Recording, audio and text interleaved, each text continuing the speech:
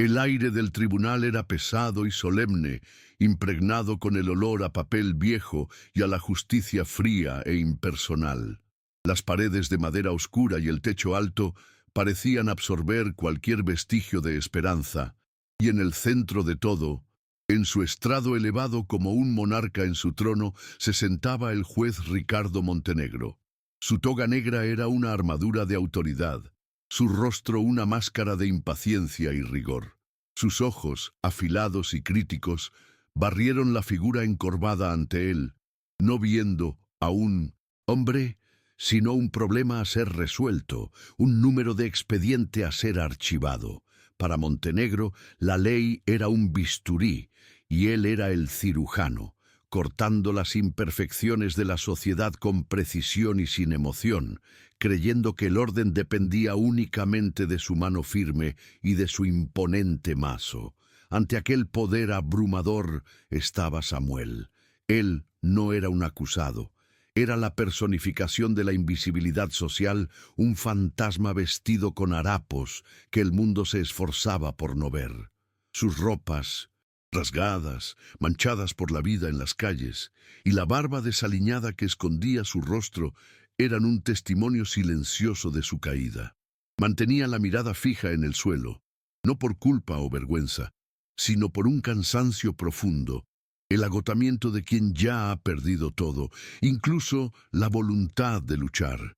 El narrador nos diría que su cuerpo estaba encorvado no por el peso de sus 60 años, sino por el peso de la indiferencia de un mundo que un día él juró proteger, una carga más pesada que cualquier mochila o condena que pudiera recibir.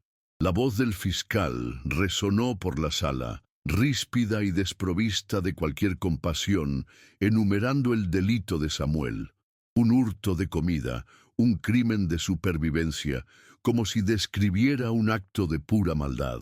El defensor público, a su vez, ofreció una defensa protocolaria, sus palabras carentes de convicción, un mero ritual burocrático. Fue entonces cuando el juez Montenegro, interrumpiendo el monólogo apático, se dirigió a Samuel con un desprecio mal disimulado. ¿Tiene usted algo que decir en su defensa? ¿O su apariencia ya dice todo lo que necesitamos saber? Su voz cortante como un cristal roto, esperando solo el silencio para poder, con un golpe de su mazo, barrer aquella molestia de su vista y de su conciencia. El silencio de Samuel fue la respuesta. Un silencio que el juez interpretó como una admisión de culpa, como la resignación de un hombre sin valor. Montenegro levantó el mazo, el símbolo de su poder absoluto, listo para dictar la sentencia que enviaría a Samuel a la cárcel, lejos de los ojos de la sociedad ordenada. En aquel instante, el juez, señor de su universo de madera y ley, no tenía cómo saber que estaba juzgando al hombre a quien le debía cada amanecer de su vida adulta. Estaba a punto de condenar a su propio Salvador, y el peso de aquella ironía estaba a punto de desplomarse sobre él con la fuerza de un edificio. Si esta historia ya te ha atrapado, suscríbete al canal para no perderte el desenlace y comenta desde qué ciudad estás viendo. La verdadera justicia está a un paso de ser revelada. Por un breve momento, la mano del juez Montenegro quedó suspendida en el aire, el mazo en alto. Un último detalle, una formalidad que su mente metódica no le permitía ignorar, lo detuvo. Que conste en autos el historial del acusado, dijo en un tono monótono, más para sí mismo que para la corte. Para él, era solo el último paso en el ritual de la ley, la confirmación documental de la insignificancia de Minonsin. Aquel hombre se recostó en su silla, los dedos tamborileando sobre la madera pulida, cada segundo de espera alimentando su desprecio. El narrador nos revelaría que, en su mente, Montenegro ya estaba en el próximo caso, ya había olvidado el rostro del mendigo, sin saber que aquel trozo de papel que pedía por pura rutina burocrática contenía la escritura de su propia alma. El escribano, un hombre de mediana edad acostumbrado a la indiferencia de su trabajo, se levantó sin prisa y se dirigió a un archivador de metal en la esquina de la sala. Sus manos habilidosas hojearon carpetas y documentos con una eficiencia desapasionada. Sacó una carpeta delgada y amarillenta por el tiempo, cubierta por una leve capa de polvo, como si guardara un secreto que no veía la luz del día desde hacía décadas. Aquel simple acto, tan rutinario y desprovisto de drama, era en realidad el girar de una llave en el destino de todos en la sala. La verdad no estaba en un testimonio acalorado o en una prueba material, sino dormida en la caligrafía desvaída de un funcionario público de un tiempo olvidado, esperando pacientemente su momento. Mientras el escribano regresaba, el tiempo pareció ralentizarse para Samuel. No albergaba esperanzas. Sistemas como aquel ya lo habían masticado y escupido muchas veces. Para él, aquello era solo una prolongación de la humillación. En su mente, sin embargo, bajo las capas de trauma y resignación, una imagen fugaz brilló. El olor a tierra mojada, el sonido de órdenes gritadas en medio del caos, la sensación del peso de un rifle, no el peso del hambre. Era un eco de otro hombre, un líder que apenas reconocía como él mismo. Rápidamente suprimió el recuerdo, un mecanismo de defensa afilado por años de supervivencia, sin darse cuenta de que el pasado que tanto intentaba enterrar estaba a punto de ser leído en voz alta. El expediente fue depositado sobre la mesa del juez con un sonido suave. Montenegro lo tomó con un gesto brusco, su paciencia agotada. Con un suspiro teatral de hastío, abrió la carpeta y con un sarcasmo audible para todos, declaró: «Muy bien, veamos la larga lista de contribuciones del ciudadano a la sociedad». Él creía que el poder residía en su mazo, en su toga y en su voz. Estaba a punto de descubrir que la verdadera autoridad en aquella sala vestía harapos. La sentencia ya estaba escrita en su mente, pero aquella única hoja de papel amarillenta contenía una verdad tan poderosa que podría transformar a un juez en reo y a un mendigo en héroe. Los ojos del juez Montenegro recorrieron la primera línea del documento con desdén, pero algo lo detuvo. Su expresión de superioridad vaciló, reemplazada por una arruga de genuina confusión. No estaba escrito Samuel el mendigo o el acusado. Estaba escrito en una caligrafía oficial y precisa, Sargento Samuel Vargas. El título militar formal parecía un error, una pieza de un rompecabezas de la caja equivocada.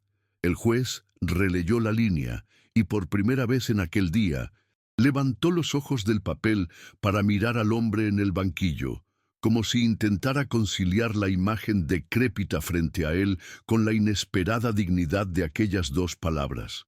La primera fisura en su armadura de arrogancia había aparecido, fina como un cabello, pero innegablemente presente. Continuó la lectura, y la fisura se convirtió en una grieta. Condecoración, medalla de la Cruz de Batalla por valentía excepcional. Un murmullo bajo, como el zumbido de una colmena perturbada, recorrió el tribunal. El defensor público, antes hundido en su silla, enderezó la columna. Sus ojos se abrieron de par en par. El fiscal frunció el ceño, perplejo. Una medalla por valentía no era algo que se viera en los registros de pequeños ladrones. Montenegro sintió una punzada de incredulidad. Aquel hombre, aquella ruina humana, había sido un héroe. La narrativa que había construido en su mente, tan simple y conveniente, comenzó a deshacerse, y una incómoda sensación de error comenzó a subir por su espina dorsal, fría y lenta. Entonces leyó la línea que hizo que su mundo se derrumbara. No eran solo palabras en una página. Era un portal a un infierno que había pasado toda su vida intentando olvidar. Acto de heroísmo destacado durante la Operación Tempestad, liderando la defensa de su pelotón acorralado. resultando en el rescate de todos los supervivientes, incluido el entonces subteniente Ricardo Montenegro. El nombre, su propio nombre. El aire se le escapó de los pulmones. Del tribunal desapareció, reemplazado por el eco fantasmagórico de disparos, por el olor a pólvora y por el grito de hombres jóvenes. Ya no era un juez en su santuario de ley. Era un joven teniente, aterrorizado y herido, atrapado bajo fuego enemigo. La hoja de papel amarillenta se escapó de sus dedos temblorosos, flotando lentamente hasta el suelo.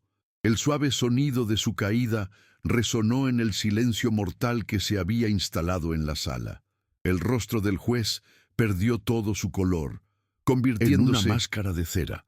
Levantó la mirada, pero ya no veía al mendigo Samuel. Veía el rostro determinado y sucio de hollín del sargento Vargas, gritando órdenes, arrastrándolo a un lugar seguro, protegiéndolo con su propio cuerpo. Detrás de la barba y la suciedad, los ojos. Aquellos ojos firmes e intrépidos eran inconfundiblemente los mismos. Los ojos del hombre al que le debía su vida, su carrera, su familia, todo. Con un movimiento brusco, casi violento, Ricardo Montenegro se levantó. No fue el movimiento fluido y calculado de un magistrado, sino el chasquido rígido y mecánico de un soldado. Su cuerpo, olvidando su toga y su cargo, respondió a un instinto más profundo, a una memoria muscular forjada en el campo de batalla. El tribunal contuvo la respiración colectivamente. Una ola de conmoción y confusión se extendió entre los presentes. No entendían el gesto, pero sentían su peso. La balanza del poder, que durante tanto tiempo había estado inclinada, ahora se estaba invirtiendo a una velocidad sísmica, y el sonido era ensordecedor en su ausencia. Y entonces hizo algo que ningún juez jamás había hecho en aquel tribunal. Se cuadró, su columna se irguió, sus hombros se alinearon, su barbilla se elevó. No hizo un saludo formal con la mano, sino con todo su ser.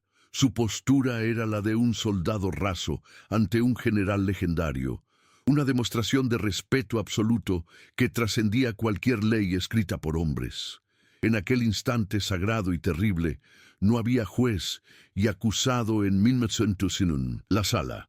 Solo había un soldado rindiendo honores a su comandante, un deudor reconociendo la magnitud de su deuda impagable frente al mundo. La mandíbula del defensor público cayó, literalmente. El fiscal pálido parecía haber perdido la capacidad de hablar. Del público vinieron suspiros y exclamaciones contenidas, y Samuel, por primera vez, levantó completamente la cabeza. La confusión se apoderó de sus facciones cansadas mientras miraba al juez. No veía al tirano que lo había humillado momentos antes, sino a un fantasma de su propio pasado, un joven teniente que creía muerto o desaparecido para siempre. El recuerdo lo golpeó, y en sus ojos una chispa de reconocimiento comenzó a brillar, atravesando décadas de dolor y olvido. Finalmente, la voz del juez rompió el silencio. Pero no era la voz del juez Montenegro, el pilar de la ley. Era la voz de Ricardo, el superviviente, quebrada, frágil y llena de una reverencia que rozaba la adoración. Dijo solo una palabra que cargaba el peso de 30 años de gratitud no expresada y de una vergüenza abrumadora. «Sargento», susurró, y la palabra quedó suspendida en el aire, desarmándolo por completo, transformándolo de juzgador a juzgado por su propia conciencia. ¿Te está gustando esta historia? Deja un like y suscríbete al canal. Ahora, continuamos con el video. Con una mano que aún temblaba, el juez Montenegro tomó el mazo. Lo levantó, y cuando lo golpeó contra la base de madera, el sonido fue diferente a todos los demás que había producido.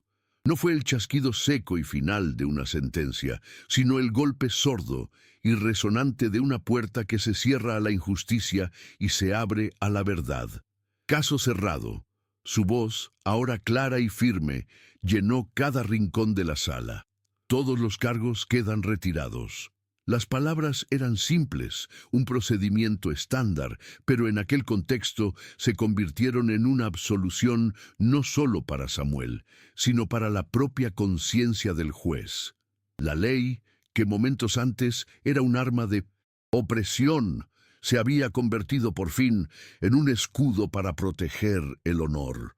Entonces Ricardo Montenegro hizo lo impensable.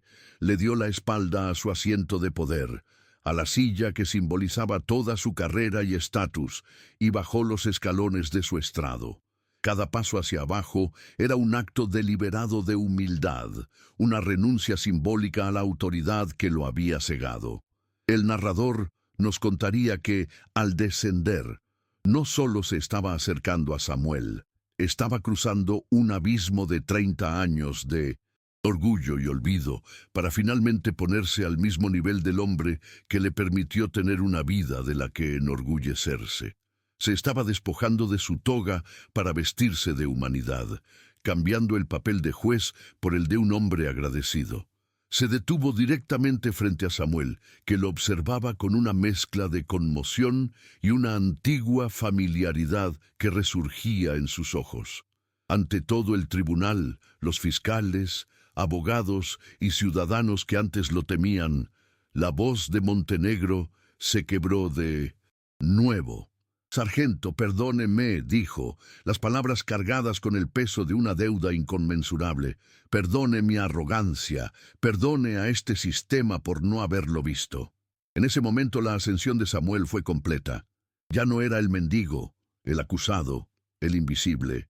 Era el sargento Vargas, un héroe cuya dignidad, por tanto tiempo dormida, era ahora reconocida y celebrada públicamente, forzando a todo un sistema a inclinarse. El caos que siguió en el tribunal fue un caos de reverencia. El silencio se había roto, pero por susurros de admiración y asombro. Montenegro colocó una mano firme en el hombro de Samuel, un gesto que no contenía piedad, sino una profunda e inquebrantable solidaridad de soldado a soldado. El defensor público se acercó, no con papeles, sino con una mirada de profundo respeto. La justicia aquel día no fue ciega. Fue forzada a abrir los ojos y a ver la verdad. La caída del tirano de la ley no fue una destrucción, sino una redención, y la ascensión del héroe fue una venganza, sino la restauración del honor en el lugar donde más importaba. Meses después, el sol de la tarde iluminaba un escenario muy diferente del sombrío tribunal. Un pequeño grupo estaba reunido frente a un edificio reformado donde una placa decía: «Fundación Recomienzo, apoyo y honor a los veteranos». Ricardo Montenegro estaba allí, no con una toga, sino con un traje sencillo. No era el centro de atención, sino que estaba en un rincón, observando con una sonrisa discreta y genuina. Su arrogancia había sido reemplazada por un propósito. Había usado su poder, su influencia y sus recursos, no para juzgar, sino para construir, para crear un puerto seguro para hombres como Samuel, garantizando que la indiferencia del sistema nunca más los volviera invisibles y los llevara a un banquillo de acusados. En el centro del evento, hablando con un joven veterano de mirada perdida, estaba Samuel Vargas. La transformación era impresionante. Estaba de pie, con la columna erguida, vestido, con ropas limpias y sencillas que ya no ocultaban, sino que complementaban su dignidad innata. La barba estaba recortada, y la mirada vaga y atormentada había sido reemplazada por un brillo de empatía y fuerza. Ya no era un espectro, sino un pilar. Como consejero principal de la fundación, usaba las cicatrices de su propia jornada no como un mapa de su dolor, sino como una guía para ayudar a otros a encontrar el camino de regreso a casa, demostrando que su mayor batalla fue ganada en el silencio, mucho después de que las armas callaran. La escena final de aquella jornada no ocurrió en un salón de justicia o en un evento público, sino en un café sencillo en la esquina de la calle. Sentados uno frente al otro, en una mesa modesta, estaban Ricardo y Samuel, 2 tazas de café humeante entre ellos. Ya no existía la distancia del estrado del juez ni la jerarquía del campo de batalla. Solo había una paz cómoda, la camaradería de 2 soldados que habían enfrentado a enemigos diferentes y de alguna manera se habían rescatado mutuamente. Hablaban poco, pues todo lo que necesitaba ser dicho ya había sido demostrado. Eran solo 2 hombres, cuyas vidas fueron rotas y reconstruidas, encontrando el uno en el otro un puerto seguro. La historia de ellos nos recuerda una verdad universal y poderosa. El valor de un hombre nunca debe medirse por su condición presente, por su ropa o por su silencio, sino por el honor que lleva en su historia y por el coraje en su corazón. La verdadera justicia no es ciega, sino clarividente, capaz de ver al héroe detrás de los harapos y la deuda de gratitud detrás de la arrogancia del poder. El honor, una vez concedido, nunca puede ser verdaderamente arrebatado, solo olvidado. Y a veces, todo lo que se necesita es un momento de reconocimiento para reavivarlo con una gloria deslumbrante. ¿Alguna vez has hecho un gesto de bondad que cambió una vida? Deja un corazón si crees que el honor es más poderoso que cualquier riqueza y suscríbete para más historias como esta.